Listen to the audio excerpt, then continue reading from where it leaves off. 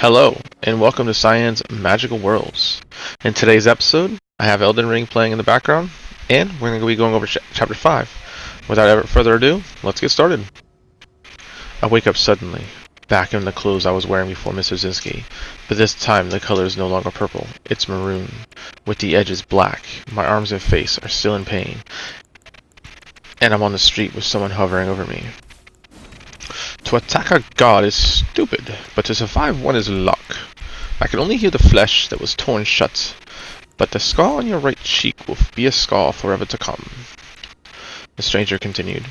My name is not important, as if they find out anything about me, they will surely kill me, he said. His face had a cloud of smoke around it, so I couldn't see through it, and I was too weak to try and see through it. I felt the magic pulling my wounds back together and felt excruciating pain before passing out again. I wake up later and nobody is around me, and this time I'm able to get a good glance around. I'm in an alley. The color of the wood above me is light brown with water trickling from it into a pool on the floor that looks stained white where the gold has faded from it, not being taken care of properly. I'm between two wooden buildings with windows on the upstairs with faded white wooden shutters hanging in front of them. The doors look like brown chunks of wood because there's not much left hanging from the hinges. I sit up and take a breath, feeling the scar on my right cheek and wincing from it still being sore. Why did this guard attack me? Where am I? I conjured my cup and put some of the sweet spicy liquid in it and felt excruciating pain shoot from the right side of my mouth. I screamed out in pain and realized the guy didn't close the wound in my mouth at all and spit out the liquid.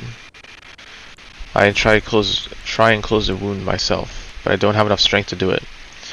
I need to restore my mana somehow, via eating and drinking, but that hurts so much that I instead get regular water into the cup and drink from the opposite side of my mouth. I summon a mana ball, and someone close by, who I didn't sense, smacks me in the right side of the mouth, and I howl in pain as he steals my mana ball and scurries off into the darkness of one of the buildings. Unsure of what really just happened, I get up and start walking towards the end of the alley to get somewhere safer. As I move out of the alley, it opens into a giant field of wooden shacks with walls of solid white and gold seeming to trap us in this area. There are pools of water scattered around the shacks as if the ground is left unattended.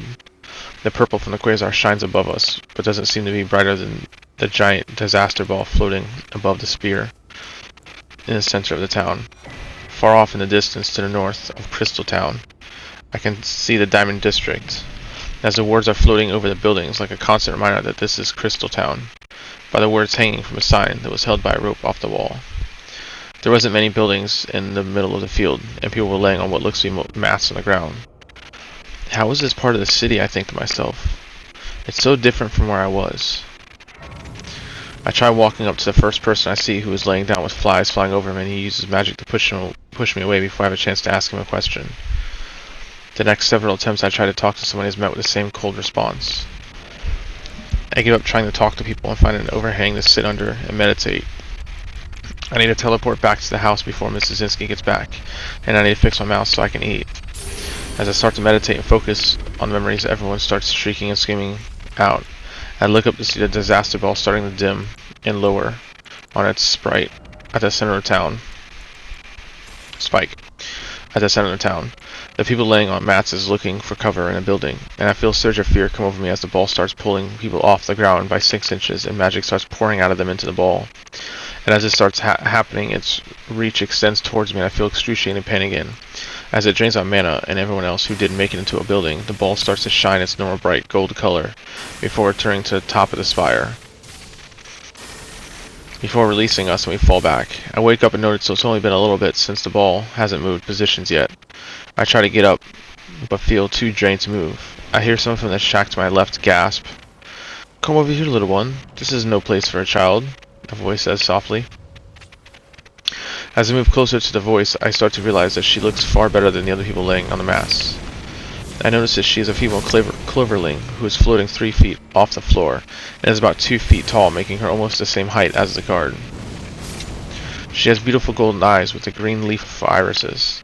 She looks so young and healthy that I'm kind of surprised she lives here.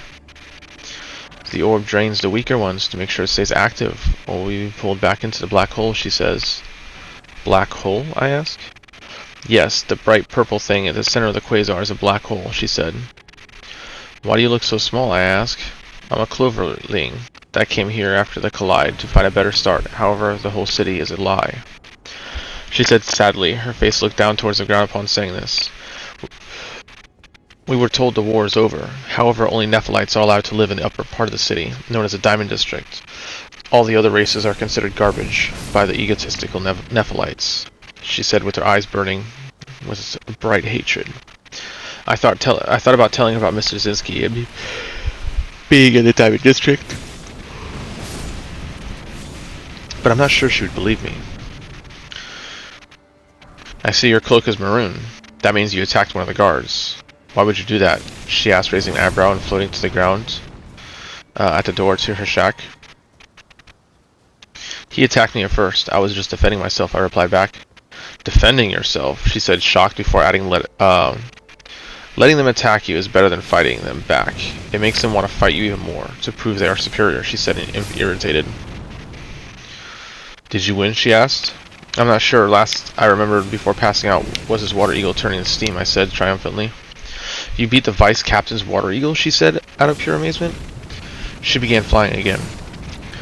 Maybe I can learn a thing or two from you. Come on in, she said excitedly. As I entered her home, it wasn't much different from the outside. The ground was grassy with a mat in one corner and a covered window on one side and water dripping into a puddle on the side of the dark side of the shack. I noticed on the bed was a small amount of my mana ball. You're the one who attacked me in the alley, I said, throwing a bolt of lightning her way. She brushes it off and laughs. You're too weak to try anything that would threaten me, she said with the utmost confidence. That is the real reason I let you in, she said while casting a glance at the mana ball.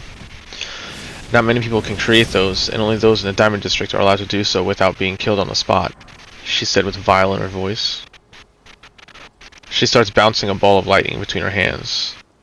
So how does a child know this spell and defeat a vice captain end up this close to me, I wonder? She continued. There's enough left for you to make another ball of mana for me tomorrow morning, and I will let you have just enough to create another ball for me the next day, allowing you to live here, and I will protect you from the disaster ball and anyone else who tries to bother us. But only if you agree to keep the balls of mana coming every morning, she said flatly. I pondered this theory, and it will keep me alive long enough and safe enough so I can find a way back into the upper city. What if I say no, I ask. She immediately throws the ball of electricity at me, and I have enough strength to catch it before it hits me, before she hits me with another one. As I feel the excruciating pain hit me in the back, I realize she can teleport as well. I hit the floor and wake up a little bit later. This time I wake up to the water dripping on my face. I look around the shack and realize she's floating in front of the door, staring out into the city. The ball of mana is in a pouch on her side. The mana ball no longer has a swirl motion because it's too small for that. It's less of a bite. As I try to get up and sneak it from her, the sound of the water alerts her and she turns around. Finally awake. You're a tough one. Not even a quarter day you're asleep. I guess I have to feed you less than what I thought, she said sternly. You're my only way out of this hellhole. I don't have enough strength to teleport out of the city and go somewhere else. But after a couple days, assuming nobody finds out, I should be able to get out of here, she said triumphantly. So I ask you again, do we have a deal? This time I noticed a body in the tall grass and let out a small shriek. Yes, the unfortunate previous owner couldn't defend himself. To me, the ball drains everyone who lives here, just enough to leave them on the edge. However, the stronger ones live in the shacks, because most people don't have the power to challenge him. However, I happened upon you the other day, and I saw a chance to rise a few ranks instead of being drained every day by that thing, she said with disgust. There was more than enough room in here for me there was more than enough room in here for more than him to live here, and yet he chose to watch as we all get drained, she said with pain in her green eyes. Now this place is mine, and I shall only house what is needed, which is lucky I happened upon you. I guess my cloverling blood still has its uses every now and then, she said. If I say yes, then what are the rules, I ask? How do I benefit from this? Well, for starters, you never have to feel your life being drained by that orb anymore, she said, annoyed by having to repeat herself. Also, depending on how you behave, I might bring you with me out of the city, she said. I'm not sure what the outside world is like. I have been here for too long, but from what I saw before the collide, everything was in ruins, so getting into a city was the safest bet to do, she said.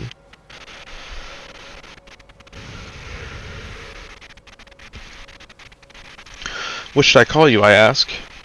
Queen would fit quite nicely, she continued. What shall I address you as, she asks. I don't have a name, actually, I said sadly.